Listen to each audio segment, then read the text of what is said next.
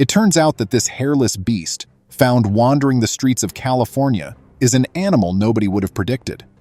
Unexpectedly, an odd, hairless creature found roaming the streets of California turns out to be something else entirely.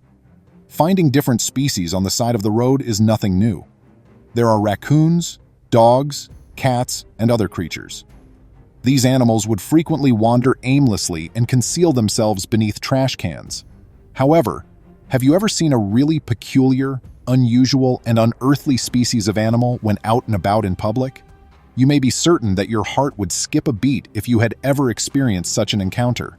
The only acceptable home for such strange and unfamiliar creatures is most likely a zoo, particularly if it is a wild one.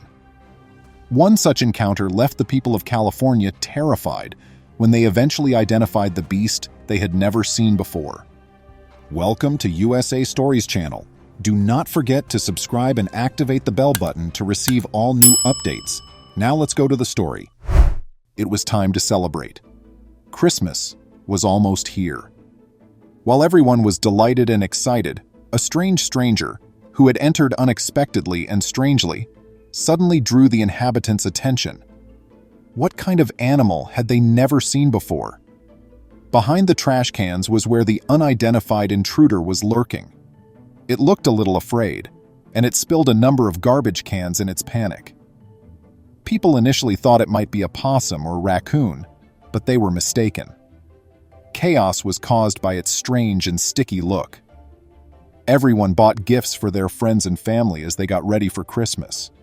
Because of the celebration, they anticipated a large number of guests, yet none had ever anticipated a visitor like this on the streets. Was it an enigmatic animal?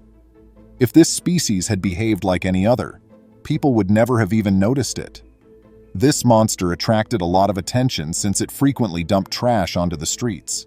It was most likely searching for food, but its appearance was what alarmed everyone. The skin and scales of the animal were pink. It appeared to have no mane or hair and was rough and dry. It didn't appear good, but it wasn't hurt either. Its presence caused unease among many. But then, an odd incident occurred one day.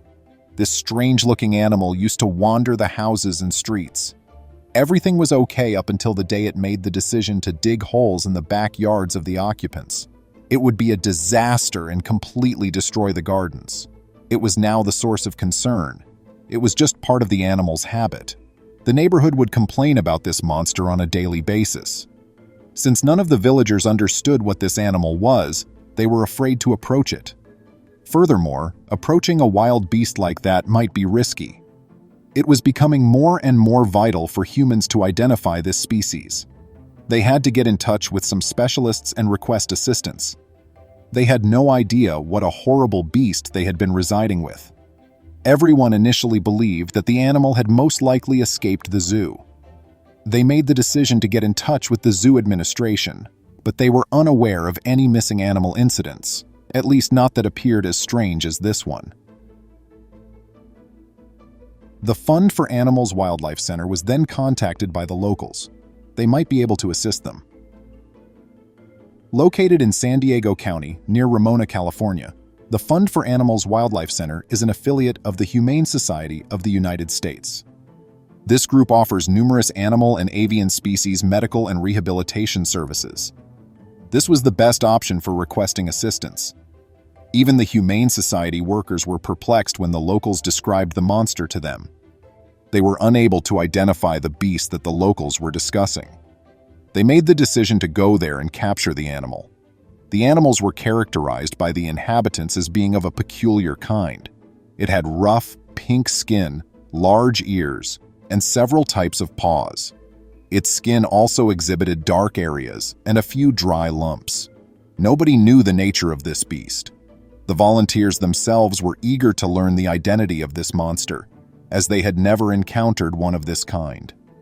They were eager to find out what the strange animal was, albeit being a little uneasy about it having been around. This monster was hidden in the bushes when the volunteers arrived at the residential neighborhood. It seemed afraid. The animal moved forward as they stroked its back, feeling at ease. The volunteers were taken aback. They only exclaimed, "It's not possible! Has this been lurking around here?" The participants were able to identify this animal right away, without any delay. The fact that it had the disease mange was the sole explanation for its look. This was a wild animal, not one that had been tamed. Staff personnel from the FAWC informed the locals that it was a black bear, nothing else. It required emergency care because it was in terrible shape. Nobody believed the volunteer when she stated black bear. It didn't seem to be one at all. Was that a bear after all? The group was tight. They had never seen a case of mange this bad. Furthermore, this skin condition was so severe that human contact was possible. Both the residents and the animal did not feel secure in the residential neighborhood. Without more delay, the FWC crew made the decision to bring this animal to their wildlife facility so that it might receive medical attention. This was beneficial for the bear's declining health, as well as safe for the locals. What transpired next was quite depressing. The bear's extreme illness was clearly visible.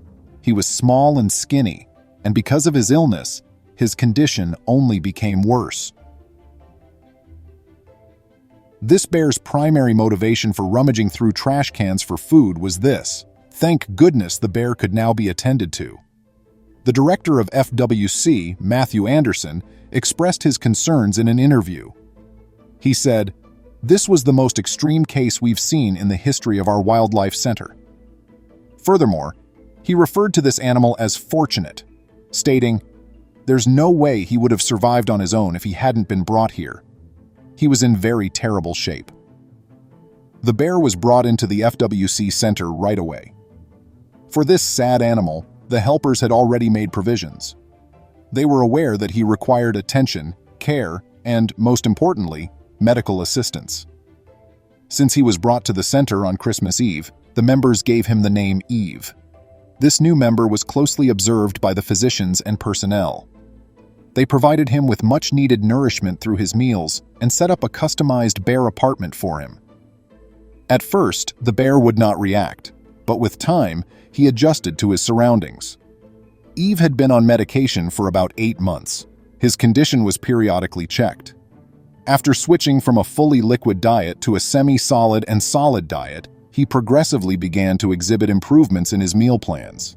His body mass rose, and he steadily gained weight when his condition eventually started to recover. 8 months later, his mange started to fade. A little fur was beginning to move. Eve's black fur began to grow over time. The soft hair covered all of his pink scales now. The unusual, weird-looking creature began to resemble a bear as its fur thickened. None could have ever guessed that it was a bear until probably now. This bear's life was finally improving. Eve was making progress, and everyone at the Wildlife Center was pleased to see it. They all simply commented on how much he now resembled a bear. He's exploring his enclosure much more, climbing frequently, and has especially enjoyed playing in his pool with the hot days we've been having, stated Anderson, a staff member. Because of the bear's modest stature and stance, FWC members initially believed it to be a few months old. But as time went on and he put on a lot of weight, it became clear that he was quite old, possibly 2 or 3 years old. Eve's nails and mane have both grown, but more significantly, his body proportion has returned to normal. He was behaving as a bear would, exploring his area and having fun. He's not yet healed, but Eve would eat, play, and sleep. Eve's mange has entirely healed. He is currently receiving treatment, though, for further secondary skin conditions that might arise from mange.